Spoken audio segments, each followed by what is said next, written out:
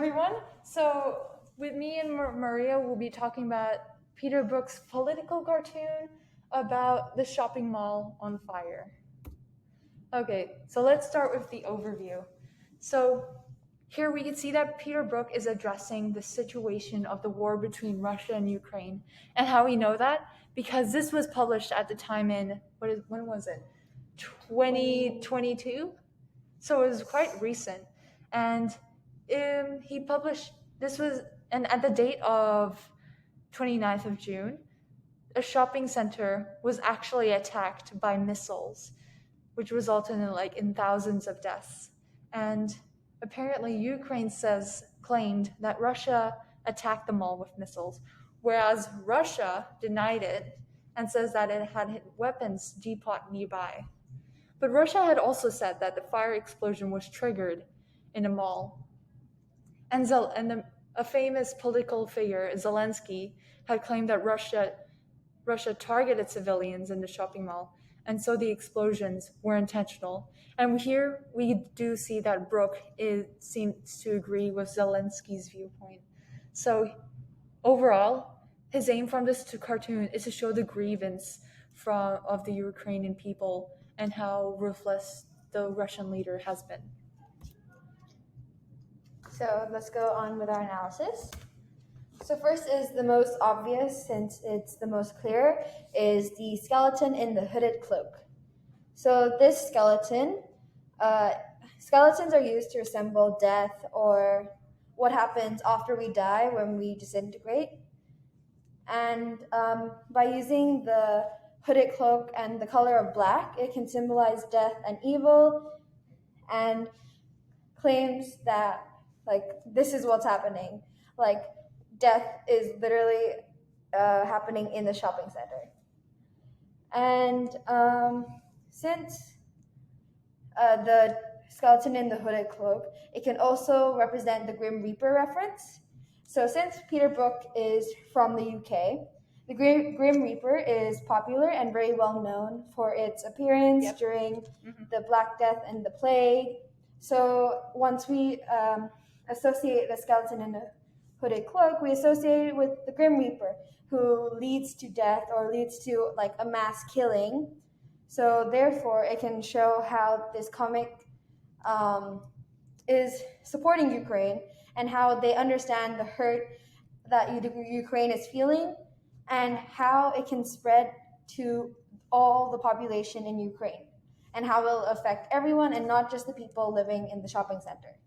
Exactly. There's also a hidden meaning to this, since death is on this scene of a parking lot. We can see it's death that comes and goes, like a car that comes and then gets what they need and goes back to their daily life. So yeah, this can be resembled as well. This kind of conveys a lot of devastation, doesn't it? Okay, and then we'll move on with the coffins. And I think this is a really significant metaphor here, whereas usually we'll often associate these shelves as the place where conveniences like food, snacks, and maybe other hygiene products are stored for our daily use.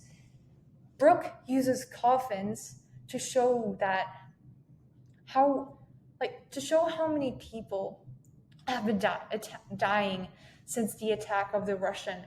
This is really significant, as Brooke effectively shows that the deaths from the Ukrainians is happening on a daily basis. And I think this is really effective and I think arousing anger in the civilians. Maybe not just in Ukraine and in the other countries, but also to maybe some of the Russian civilians who are against the Russian leader put in.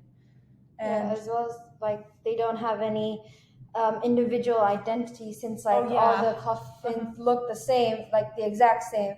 So this could mean either the people could not be identified, or there was just so much bodies to be stacked in coffins that anyone couldn't tell the difference.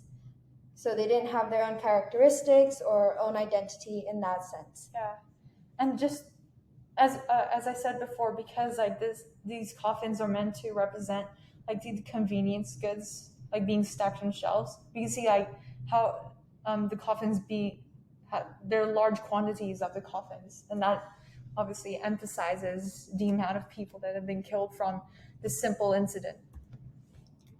Okay, can't really see this clearly in the comic because it's very far back. So these are two firefighters carrying a body outside, looks what to be outside the shopping center. And since there's a white sheet over the dead body that the firefighters are carrying, that can suggest that we associate that as the person in the stretcher is dead, since they put the sheet over. But also, Horrifying. yeah, very horrifying. And the readers can feel for this because we link it to death, but we also link the color of white to like purity and innocence. So we can say like these Ukrainian people that were in the shopping center had no claim or no political influence to get this to happen.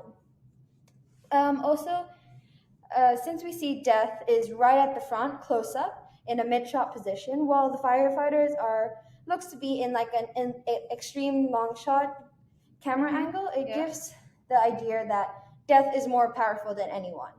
Like death comes first. And I think because the firefighters or rescuers look very tiny from our position, I think the small size can portray the helplessness of the rescuers in saving all the Ukrainians from this attack. So that's pretty devastating. And also, it's like relating that death is closer to us. So death is closer than the living people that's happening right now in the shopping center. Yeah, as you said before, death is more powerful, and that we're the one meant to feel like a bit helpless in many ways. Yes. Particularly the Ukrainians. And the last feature that we're going to talk about is the watercolor background of the smoke and fire. And I think like one of the most important components that we need to identify is the symbolic use of the colors black, red, and yellow, as these colors together form the image of fire. And we believe that each of these colors like have a symbolic effect. So let's start with red. Red is often associated with violence and what else? Anger, danger. And danger, which perfectly resembles the situation that Ukrainians are going through. And for yellow, I think yellow can also resemble violence. It also resembles like caution. Violence and caution, exactly. Yeah. And of course, last but not least, black, which pretty much looms over the entirety of the background. I think the color of black associates a lot with the grievance and tragedy that the Ukrainians are going through because of the attacks. Like, I think, therefore, this, relates to a lot of the impacts from the loss of loved ones. And yeah, this like emotionally connects with us viewers. And like, as said before, it conveys a lot of, I keep saying this, devastation, but also, but grief and maybe loss, like losing hope. As well as we mentioned with the skeleton of the hooded cloak and how black symbolizes death and like evil looming over Ukraine. Death and evil, exactly. And one other thing we gotta mention, as smoke is shown to be replacing the clouds, it does signify how like the daylight of the Ukrainian sky is being completely covered by this impact from the Russian missiles. Therefore, it does show that like the Ukrainian peoples have lost their normal daily lives, as now they feel more unsafe.